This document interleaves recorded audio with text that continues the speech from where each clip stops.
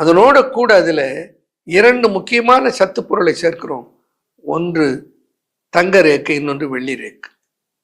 தங்கத்துக்கும் வெள்ளிக்கும் நரம்பை ஊட்டுகிற சக்தி உண்டு.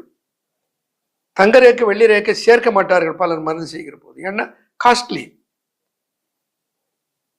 ஆனால் தங்க ரேக்கு வெள்ளி ரேக்கை சேர்த்தாதான் அது முழுமையான பலனை கொடுக்கும். இப்போ நம்ம மகளை ஸ்பூனில் எடுத்து பாருங்க, அதில் தங்க ரேக்கு மஞ்சள் நிறமாக, வெள்ளி ரேக்கு வெள்ளை நிறமாக மின்னும்.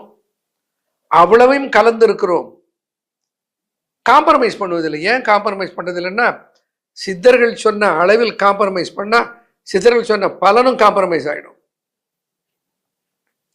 பலன் குறைந்து விட்டால் சித்தர்களுக்கு பெருமை குன்றி போய்விடும். நாமெல்லாம் எதற்காக இதை பேசுகிறோம்? சித்தர்களுடைய பெருமையும் சித்தர்களுடைய சிறப்பும் உலக மக்களை சென்று அடைய வேண்டும்.